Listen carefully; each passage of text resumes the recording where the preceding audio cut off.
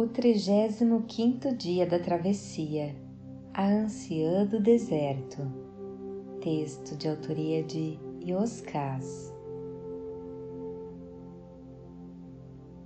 Eu tinha acordado bem disposto, era muito cedo, a caravana ainda dormia. A leste, o céu começava a ganhar o tom rosado que antecede ao azul.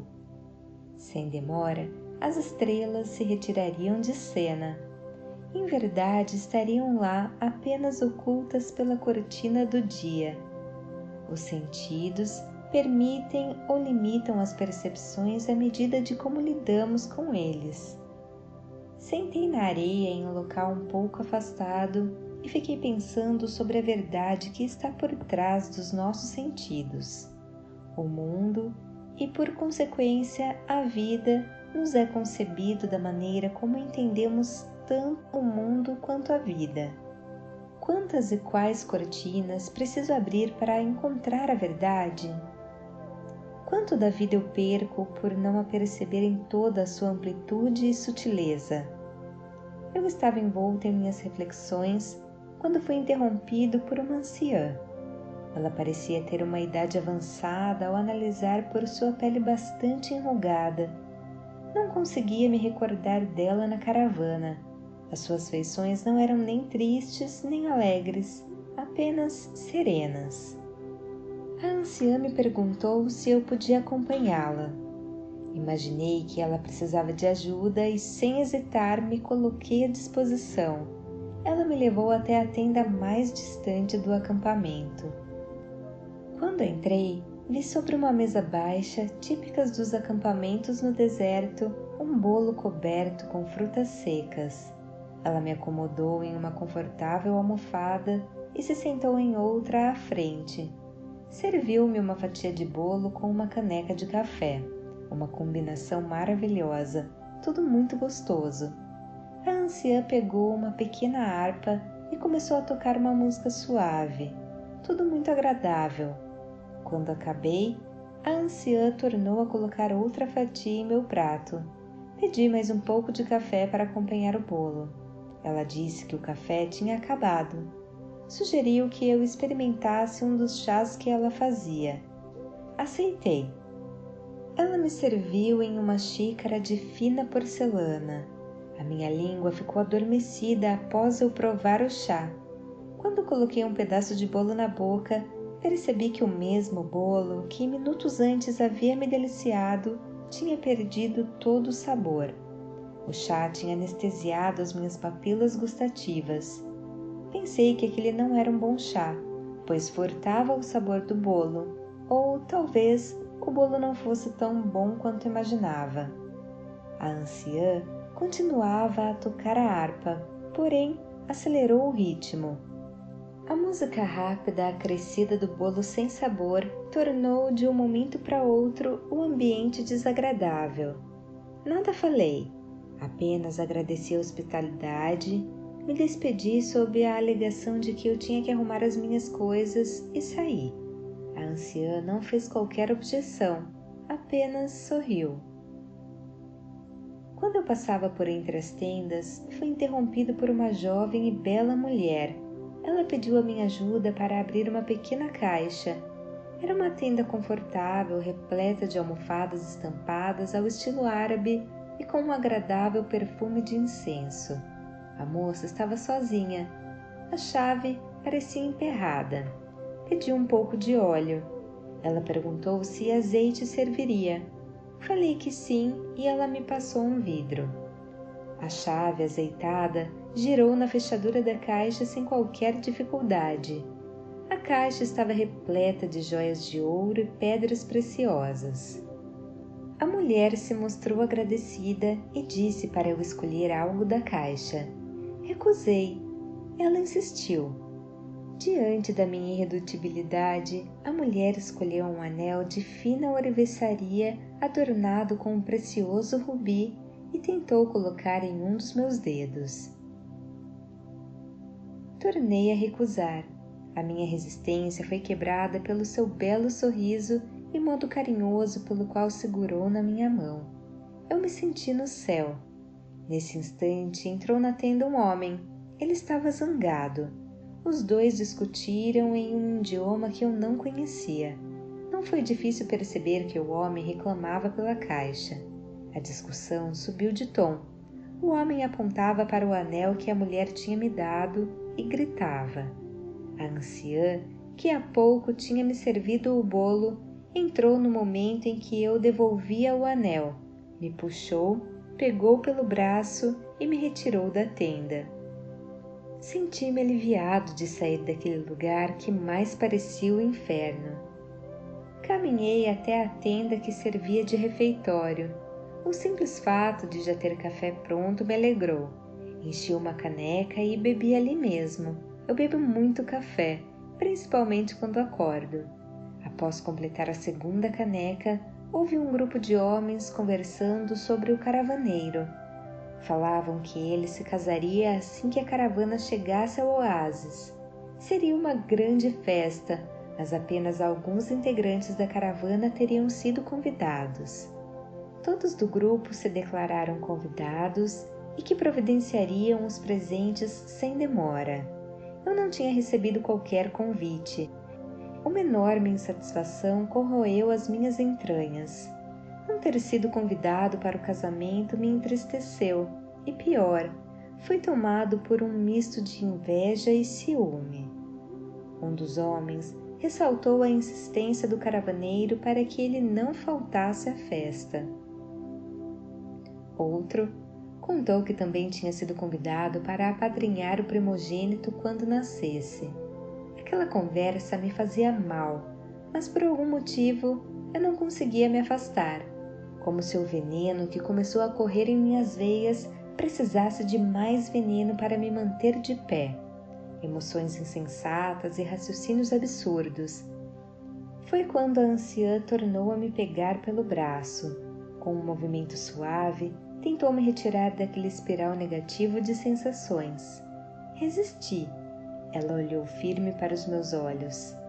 Nos seus olhos havia uma luz muito forte, inversamente proporcional ao seu corpo alquebrado. Eram olhos que pareciam falar. Eles insistiam para que eu saísse dali, porém também me diziam que não podiam me obrigar, a escolha sempre seria minha. Decidi por acompanhá-la, e sem dizer palavra, nos afastamos do acampamento. Ela me conduziu para perto de onde o caravaneiro realizava o treinamento matinal com o seu falcão. Falei que eu não queria ficar ali. A presença dele me incomodava. Naquele momento, na bagunça do meu coração, eu o considerava arrogante e estúpido. A anciã insistiu que permanecêssemos. Passado alguns instantes, ele nos viu e fez sinal para que nos aproximássemos. Chateado com o caravaneiro, hesitei. Ela me conduziu até o caravaneiro com a força da sua suavidade. A anciã possuía uma mansidão encantadora. Eles se cumprimentaram como velhos conhecidos. Ela se despediu, fiz menção em acompanhá-la, mas a anciã disse que iria sozinha. O caravaneiro ergueu os lábios em leve sorriso. Enquanto observava o falcão voar em círculos, quase sem bater as asas, sustentado no ar pela brisa da manhã à procura de uma caça, eu esperava pelo convite, ainda que tardio, para o casamento. O caravaneiro não tocou nesse assunto. Eu estava perdendo tempo ali. Falei que era melhor eu ir para não me atrasar, pois ainda tinha que arrumar as minhas coisas antes de partirmos. O caravaneiro me perguntou se eu queria aprender sobre a arte da falcoaria. Fiquei surpreso. Eu sabia que tal ensinamento era um privilégio. Não havia uma escola que alguém pudesse se matricular para conhecer essa arte. Os mestres falcoeiros escolhiam os seus aprendizes. Os conhecimentos eram transmitidos há séculos pela tradição oral. Naquele instante, os sentimentos e ideias que eu tinha pelo caravaneiro ficaram ainda mais confusos. De um lado zangado por ter sido preterido da sua festa, de outro alegre por ter sido convidado para algo tão importante. Embora magoado, não consegui recusar a incomensurável oferta. Apenas balancei a cabeça em concordância. Ele retirou a grossa luva de couro que usava em seu braço esquerdo e a colocou no meu. Era o ritual simbólico de iniciação. Com o silvo de um apito, inaudível ao ouvido humano por causa da alta frequência sonora, chamou o falcão de volta. Quando a ave se aproximava, ele me orientou a manter o braço no qual estava a luva de couro bem levantado para que o pássaro não tivesse qualquer dúvida quanto ao local de pouso. Sem que me machucasse, senti a força das garras firmes do falcão em meu antebraço. Uma sensação agradável.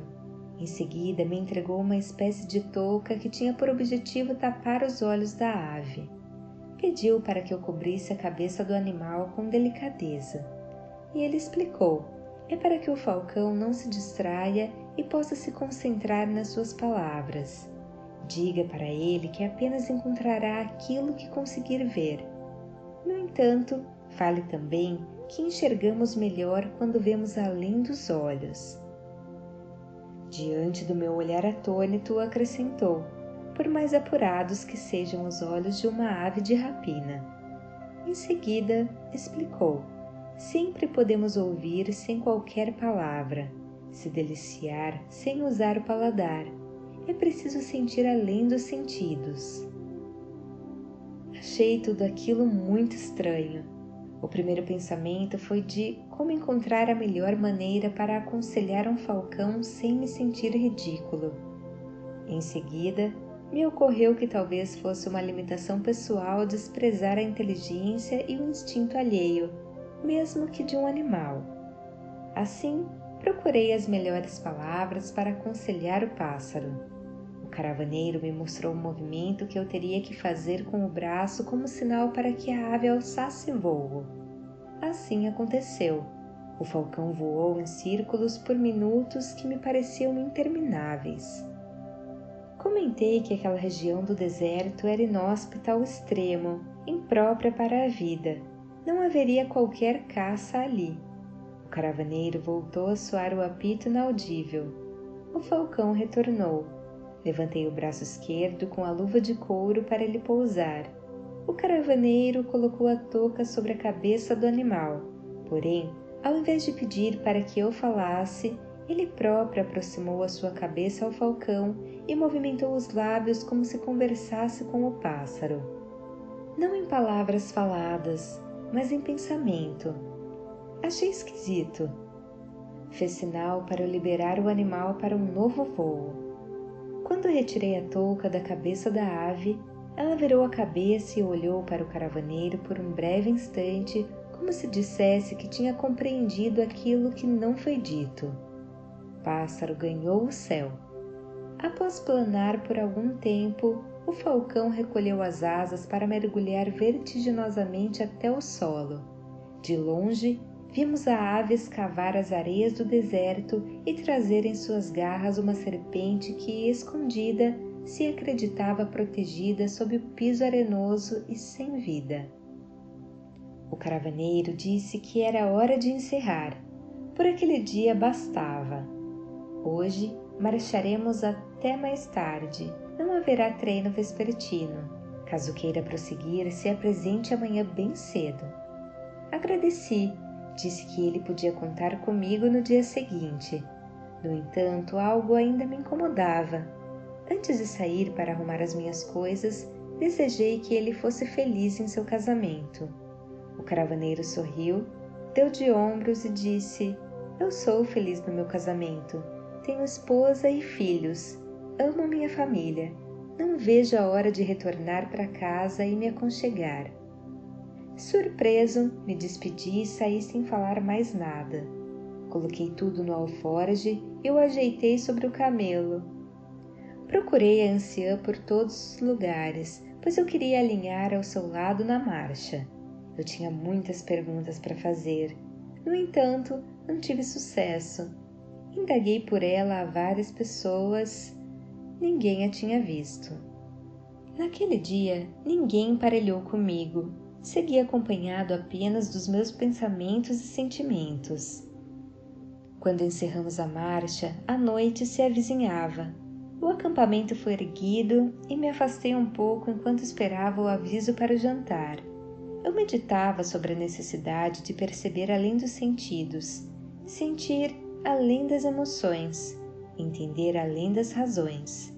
Sim, existia algo de verdadeiro e valioso a ser percebido, sentido e entendido para uma vida plena que naquele momento eu deixava escapar. A paz. Ouvi uma voz doce atrás de mim. Não era a anciã.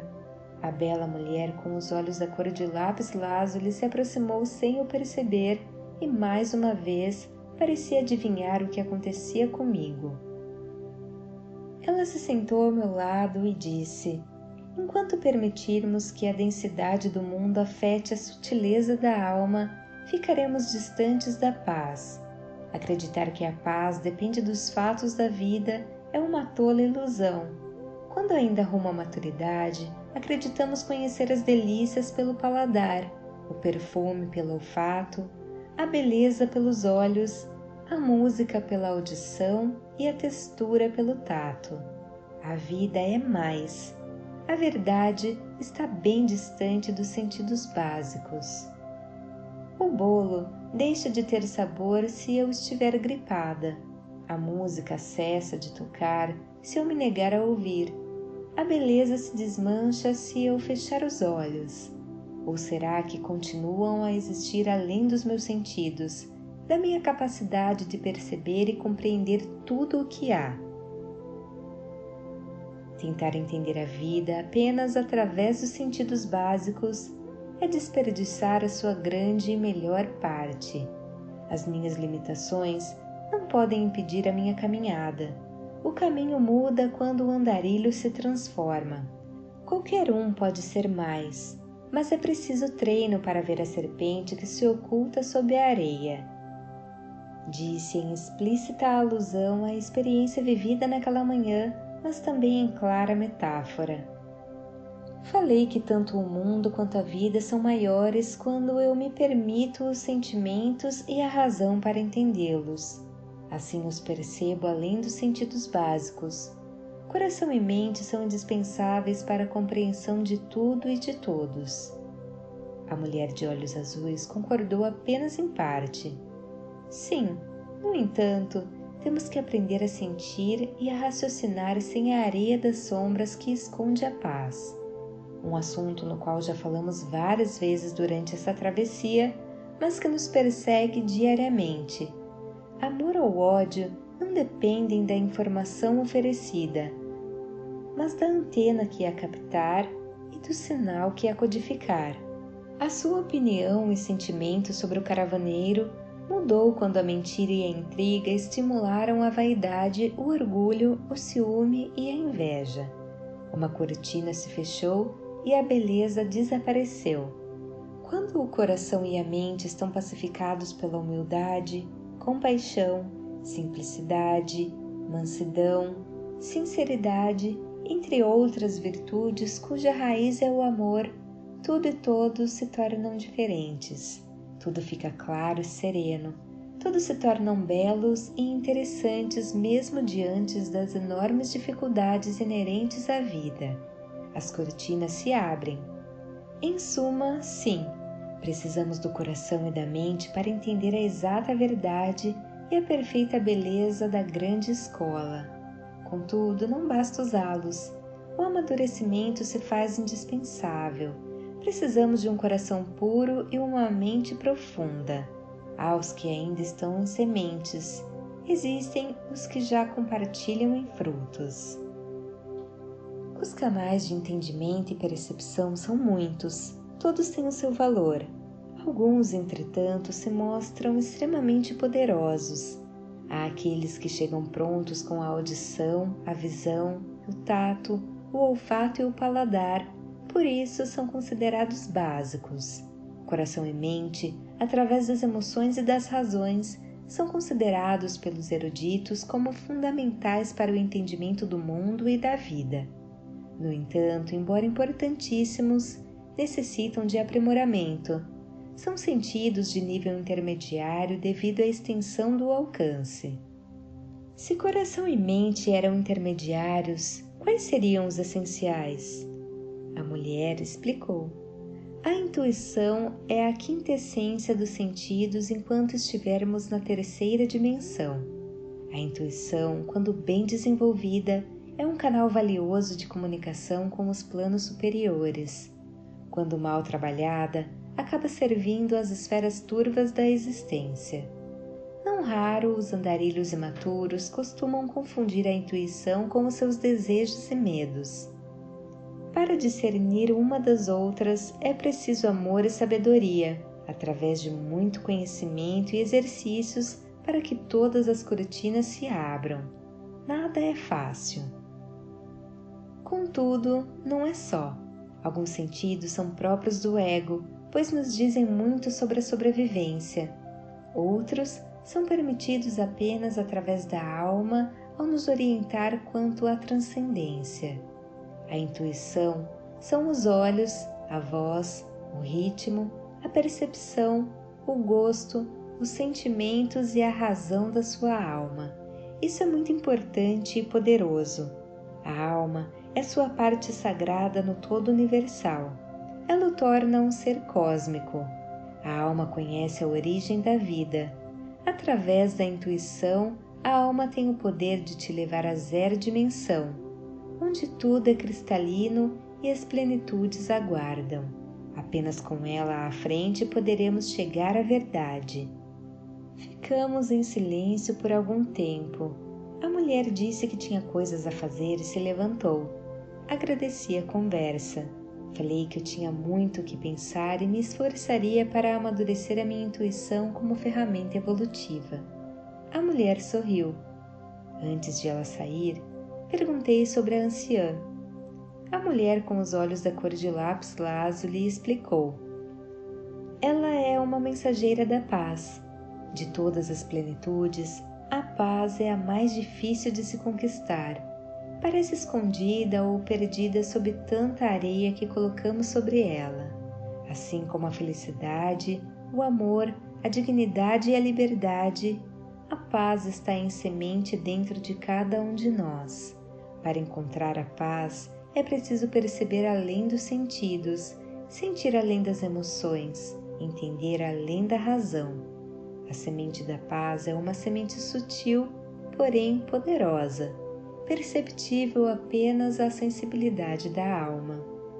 Como um pequenino e aparentemente frágil e sem vida grão de trigo, além do invólucro da casca do grão, para quem aprendeu a ver, existe o pão.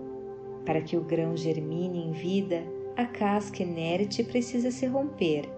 Algumas cascas se rompem com o equilíbrio das emoções, outras com a clareza da razão.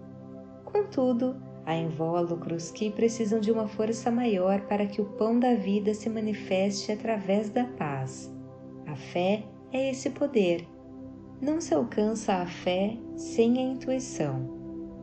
O fruto parece não existir quando não vemos além do caroço. O fruto está ali, apenas ainda é invisível aos olhares inflexíveis e intangível à percepção superficial. São os véus que precisam ser descortinados. Mas não tenha dúvida, todo o fruto um dia esteve oculto atrás de um véu em forma de caroço. Falei que gostaria de encontrar a anciã de novo. A mulher de olhos azuis sorriu, sacudiu a cabeça como quem diz que eu não tinha jeito e finalizou. Passe a prestar mais atenção à sua volta. Você a encontrará todos os dias. Ela sempre esteve ao seu lado. Assim se disfarçam os anjos. Voz de Paula Pauline.